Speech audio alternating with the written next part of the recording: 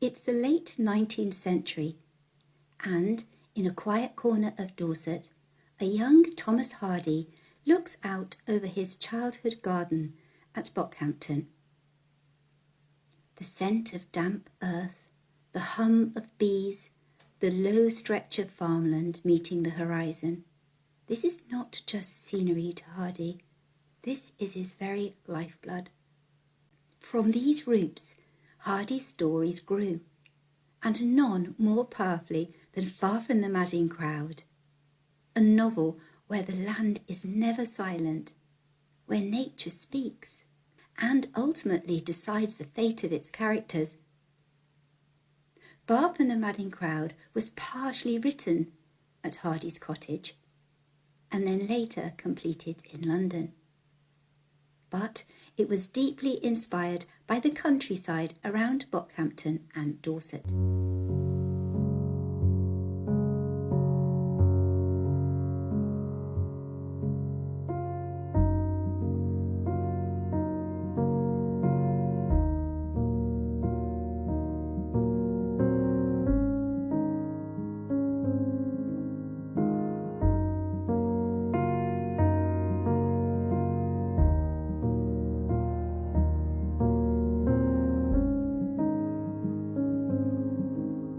I still remember the first time I finished Far from the Madding Crowd. I closed the book slowly, like I didn't want to break the spell. There was something in it, something deep that stayed with me. The wind in the wheat fields, the stubborn silence of Gabriel Oak, the rawness of love and regret. It felt real, more real than most things. It's hard to explain how this book moved me, not just because of the story, but because of where that story lived. In the soil, in the rain, in nature, in the quiet strength of the land. And it all started overlooking this garden. Nature is rooted in the characters. We have Gabriel Oak, the man of the earth. His very name suggests strength and rootedness. He's the moral backbone of the novel, I suppose, steadfast, grounded, and utterly in tune with the land. Even when he loses everything, it's the earth that humbles him, and then slowly and quietly redeems him.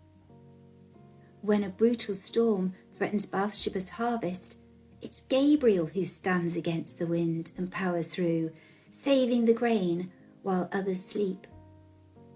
In this moment, nature really tests him, and he proves worthy. Then we have Bathsheba. What an independent woman she is. Bathsheba Everdeen, a woman running her own farm. Quite a novel, radical image in Victorian England. Her land in the story is a symbol of strength, but also somewhat of isolation. She's in charge of the fields, she's in charge of her farmhands, yet finds herself vulnerable to the weather, the storms, the fire. She's vulnerable in many senses, both literal and emotional. In between these two great characters, we have Hardy using nature and the land like a moral compass.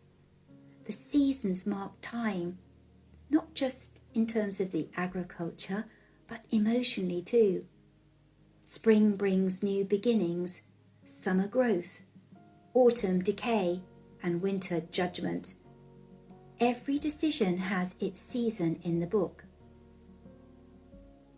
There's also some contrast between gardens and the wild, order and chaos.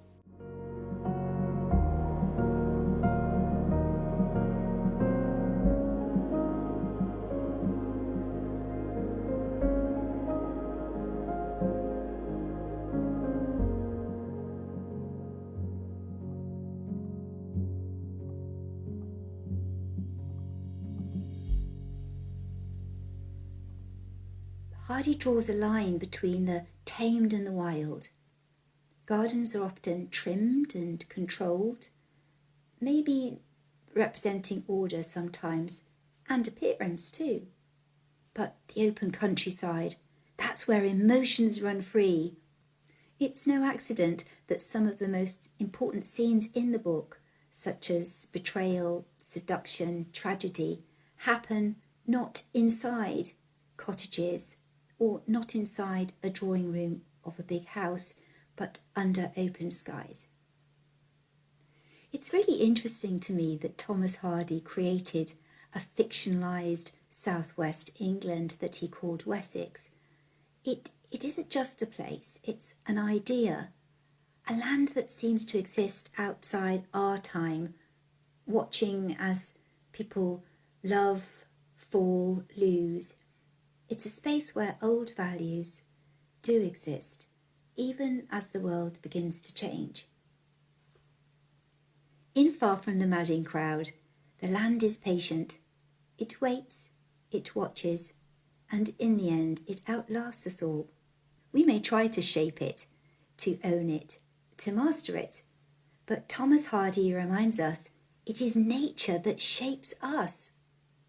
Our pride, our mistakes, our small triumphs, all written into the land and soil. And so, as we stand with Thomas Hardy in his beautiful garden at Bockhampton, looking out over the orchards and the fields of his youth, we understand why his novels remain and endure. Because in Thomas Hardy's world, nature isn't just where stories happen, it's where stories begin. Let's finish with a few quotes from Far From the Madding Crowd. These particular quotations are my favourites. They really illustrate how well Thomas Hardy describes nature and how connected he feels with the land. The first one is about the hush of winter over the Dorset Downs, or the Wessex Downs. It was one of the usual slow sunrises of this time of the year, and the sky, pure violet in the zenith, was leaden to the northward and murky to the east. I think those few words encapsulate that feeling when it's early morning and the sky is waking up. Pure violet, he describes it. Leaden to the northward and murky to the east. It's a wonderful description of an early winter sunrise. And here's a lovely one, just describing the landscape around Bathsheba's farm and just painting a picture with words of what it must have looked like in Hardy's mind's eye. The hill opposite Bathsheba's dwelling extended a mile off into an uncultivated tract of land, dotted at this season with tall thickets of brake fern, plump and succulent from recent rapid growth, and radiant in hues of clear and untainted green. Now, I love painting, and this is already conjuring up a wonderful picture in my head of the landscape around Bathsheba's farm.